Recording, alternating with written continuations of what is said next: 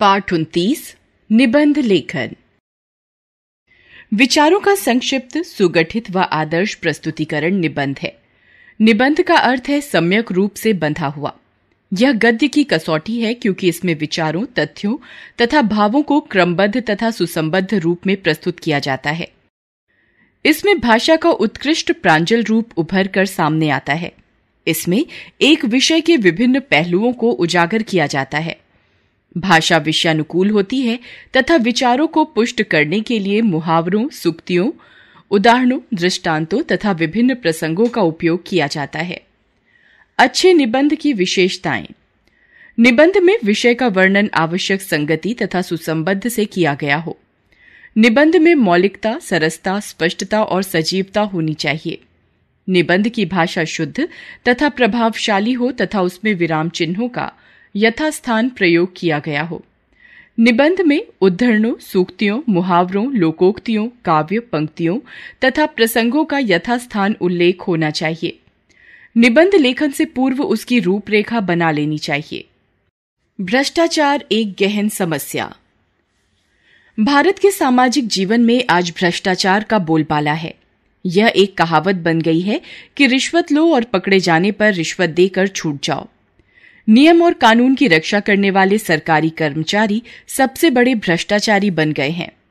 भ्रष्टाचार का प्रवाह ऊपर से नीचे की ओर बहता है। जब देश के अनेक मंत्री स्वयं भ्रष्टाचार या घोटाले में लिप्त हों तो उस देश का चपरासी तक भ्रष्ट हो जाता है। यही स्थिति भारत की हो चुकी है। सरकारी कार्यालयों में बिना घूस दिए कोई काम नहीं होता। झूठे बिल बनाए जाते हैं। बड़े बड़े अधिकारी कागजों पर सड़कें, पुल आदि बनाते हैं और सारा पैसा खुद खा जाते हैं।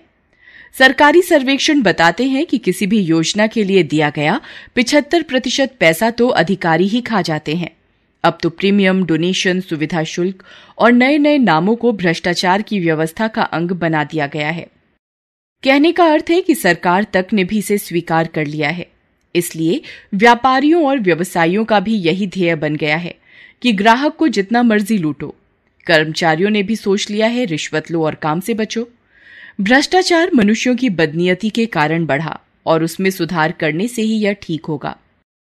समाज के नियमों का पालन करने के लिए परिवार तथा विद्यालय में संस्कार दिए जाने चाहिए। दूसरे प्रशासन को स्वयं शुद्ध रहकर नियमों का कठोरता से पालन करना चाहिए।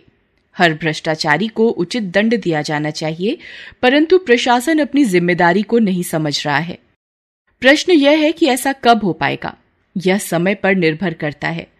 जब भी कोई दृढ़ चरित्रवान युवा नेतृत्व आर या पार की भावना से समाज को प्रेरणा देगा, तभी यह समाज भ्रष्टाचार रूपी राक्षस के चंगुल से बाहर निकल पाएगा। Mobile phone. कहा जाता है आवश्यकता ही आविष्कार की जननी है।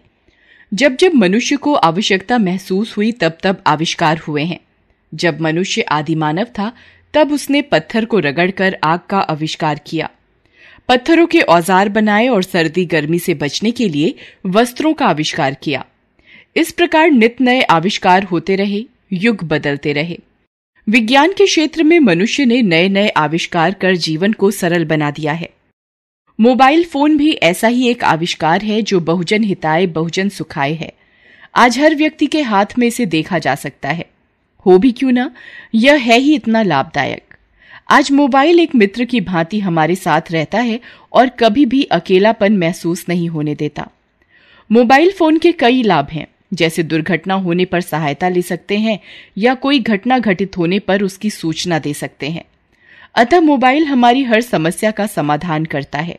मोबाइल द्वारा हम देश विदेश कहीं भी अपना संदेश शीघ्र भेज सकते हैं।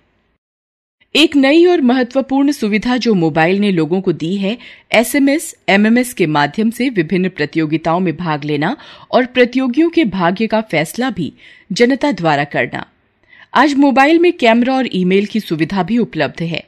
मोबाइल फोन का सबसे बड़ा दोष यह है कि यह समय असमय यहां वहां बजता ही रहता है, जिससे लोग सुरक्षा और शिष्टाचार भूल जाते हैं। गाड़ी चलाते समय फोन पर बात करना असुरक्षित ही नहीं, कानूनन अपराध भी है। हर चीज का सदुपयोग हमें लाभ देता है, परंतु दुरुपयोग हमें विनाश की ओर ले जाता है। यदि हम मोबाइल का उपयोग भली भांति करेंगे तो अन्य आविष्कारों की तरह यह भी हमारे लिए उपयोगी सिद्ध होगा, अन्यथा इस वरदान को अभिशाप में बदलते देर नहीं लगेगी।